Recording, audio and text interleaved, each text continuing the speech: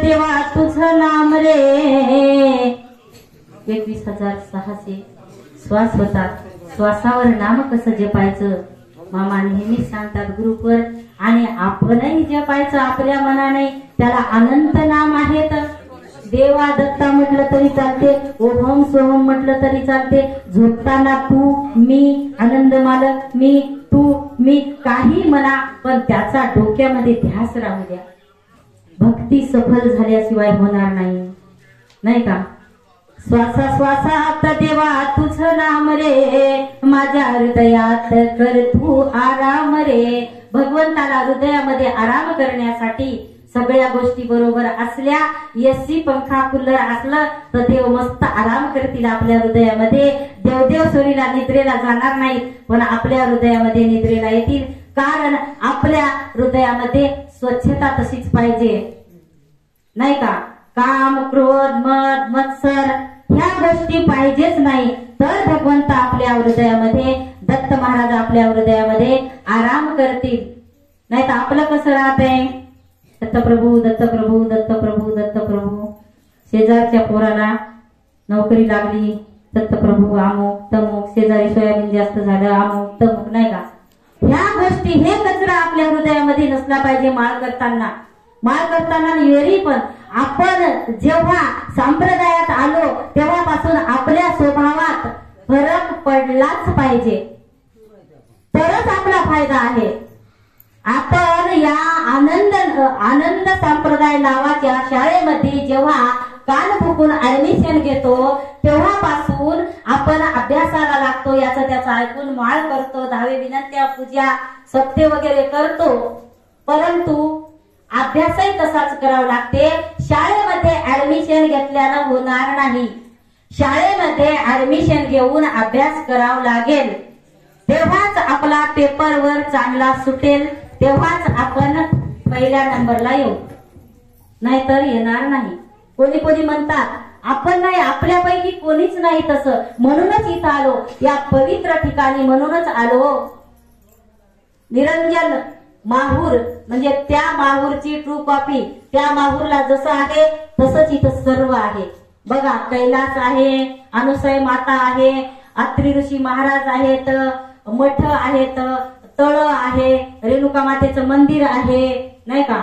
सगळं दत्त महाराज आहेत, सगळं त्या माहूर सारखं आहे. जे फरकच नाही ना कुठेही गेलं तरी. म्हणून आनंद मालकाचं नामस्मरण आपण श्वासावर जपलं पाहिजे. असो एक विषय जसा आठवते तसं मी बोलते. मी काय ठरवून बोलत नसते. आणि मला पहिलेच सांगते की मला माफ करा इकडे तिकडे गेलं असेल तरी. असंच एक उदाहरण सांगते मी तुम्हाला थोडक्यात समजण्यासाठी. उदाहरण सांगते म्हणजे मला उदाहरणं येतात बा, नाही मला काही येत नाही. उदाहरण कुठंतरी ऐकलेलं म्हणा. काही एक महाराज होते, महाराजाचा मठ होता, मोठी गुंफा होती. आणि ते महाराज वय झालं बाबा, चला नामस्मरण खूप झालं, आपण तीर्थयात्रेला जावावं म्हणून त्या महाराजांनी ठरवलं. आणि महाराजांचे शिष्य होते, पट्ट शिष्य होते 3-4. आणि महाराज म्हणले की हे शिष्यांनो, मी जात आहे आता तीर्थयात्रेला आणि तुम्हाला मी एक वस्तू देतो आणि मी 12 वर्षानंतर येणार आहे, तर त्या वस्तूचं तुम्ही काय काय करता ते मी बघतो, नाही का. 3 शिष्य होते. महाराजांनी जाता जाता निरोप घेता घेता, पहिली तीर्थयात्रा का अशी होती का क्रुझर केली 8 दिवसात घरी आलं. तीर्थयात्रा पायी पायी जायची होती, पूर्ण 4 धाम करायचे पायानं. आणि मग किती वर्ष लागतील, जिथं राहिले तिथेच महाराज लोक, तिथंच दीक्षा देणे, तिथेच समजा नाम देणे. असं करता करता महाराज म्हणले मी 12 वर्षानंतर वापस येणार आहे, तुम्हाला तिघाला मी 1-1 मूठ गहू देऊन जातो. 3 शिष्य होते. मग तिघांना 1-1 मूठ गहू दिले. तुम्ही या गव्हाचं मी येईपर्यंत 12 वर्षानंतर येईपर्यंत काय करायचं ते करा बा. आता तुमची बुद्धी चातुर्य मला बघू द्या. तू तर लई नामस्मरण करतो ना, अमुक अमुक माझ्या पुढे पुढे तू करत ना, हे घे तुला गहू. दुसऱ्याला तिघाला 3 मुठी दिल्या, तिघानं 3 आपल्या गठोड्यामध्ये समजा घेतल्या.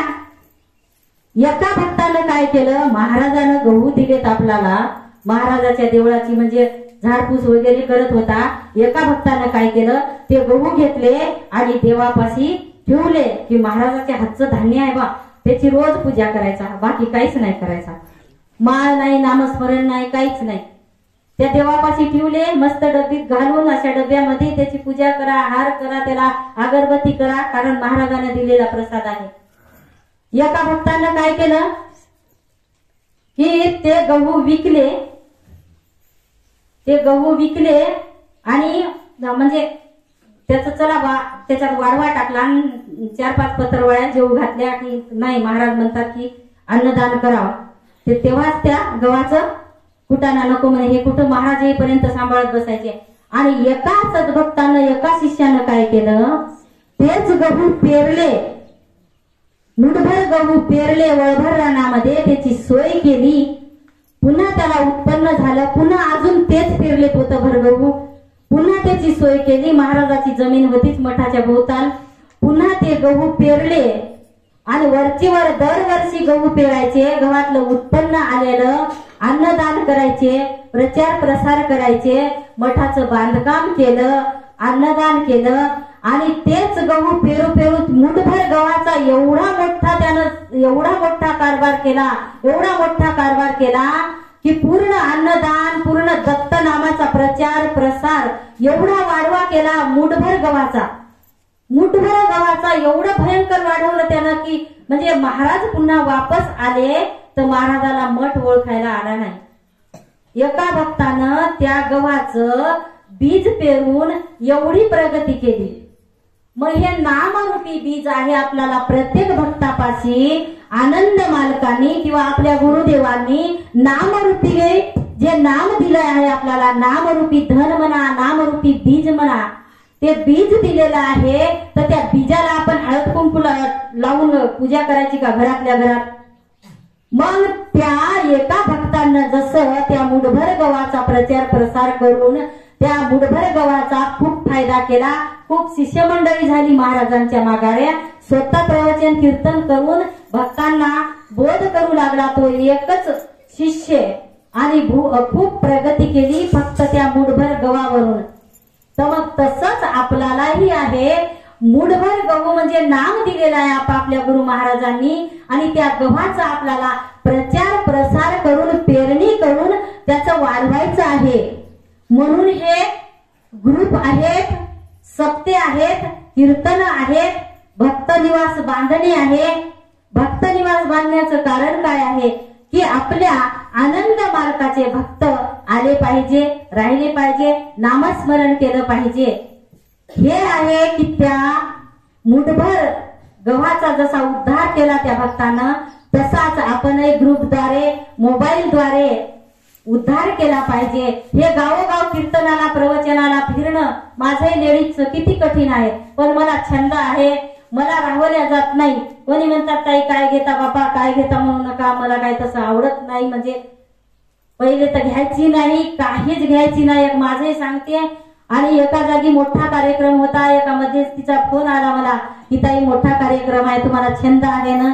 नेहमी कल्याण दादाला म्हणते, दादा कुठं असेल तर सांगावं मला. कोणाला वाटतं ही बाई काय पॉकेटसाठी म्हणते का? अजिबात नाही. मला जसं हे बीज पेरायची आवड आहे, आपल्या आपल्या मानानं जसं बीज पेरतात तसं असं मला वाटतंय की मला थोडंफार कळतंय, जास्त तर कळत नाही, मला थोडंफार कळतंय ते मी दुसऱ्यांना सांगितलं पाहिजे. आपल्या मालकाचा, आपल्या पित्याचा मी गर्वानं माहिती, ओळख करून दिली पाहिजे. बघा, ओळख झाल्याशिवाय माणूस मान देत नाही. मी येऊन बसली असते महिलांमध्ये, माझी कोणालाच ओळख नसली तर मला इथं उभं राहायला भेटलं असतं का? म्हणून एक माझं उदाहरण आहे. तशीच आपल्या मालकाची, आपल्या पित्याची ओळख झाली पाहिजे, तेव्हाच आपल्या मालकासोबत आपलं प्रेमरूपी कनेक्शन जुळतंय.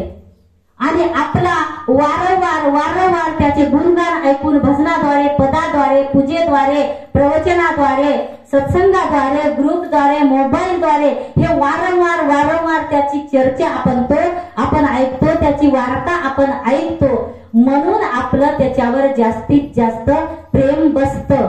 आणि प्रेम बसल्याशिवाय आपलं कनेक्शन जुळत नाही. आपलं आणि आनंद मालकाचं कनेक्शन जुळवण्यासाठी आणि जीवाचा उद्धार करून घेण्यासाठी फक्त आणि फक्त नामस्मरणच योग्य आहे. त्याचा ध्यास करा. नामस्मरण कोणत्याही रूपात करा.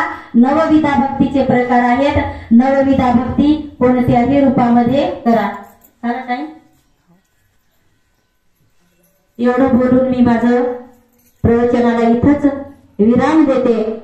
आणि मला काही चुकलं जर असेल तर माझं मला परत करा. काही चांगलं वाटलं असेल, आता 15 मिनिटात काय कळणार आहे चांगलं, तरी तुम्हाला चांगलं वाटलं असेल तर ते दत्तप्रभूच्या चरणी मी अर्पण करते. सद्गुरू महाराज की जय.